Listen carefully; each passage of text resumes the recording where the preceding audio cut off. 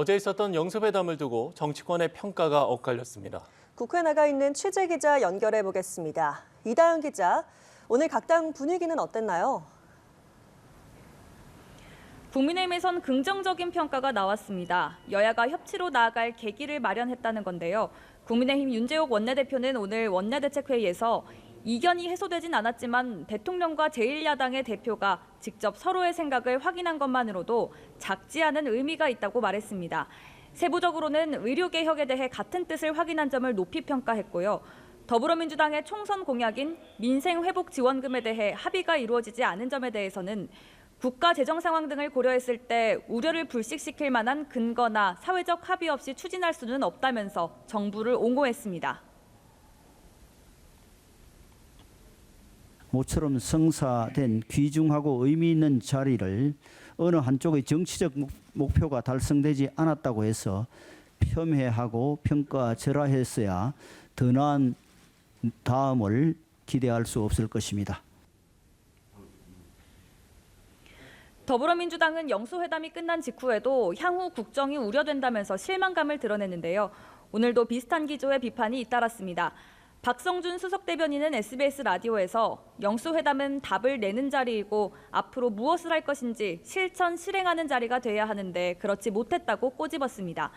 영수회담에 배석했던 진성준 정책위 의장은 원내대책회의에서 야당이 제기한 의제들에 대해 윤 대통령이 거부 의사만 밝혔다며 날을 세웠습니다.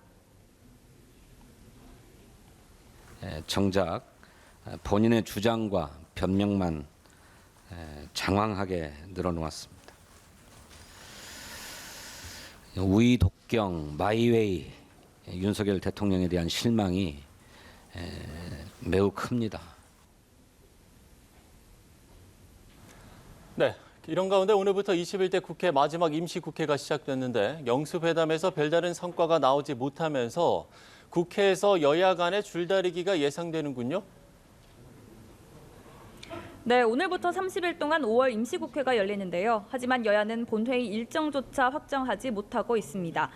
더불어민주당은 오는 5월 2일에 반드시 본회의를 열고 최상병 특검법과 전세사기 특별법을 처리하겠다고 벼르고 있습니다.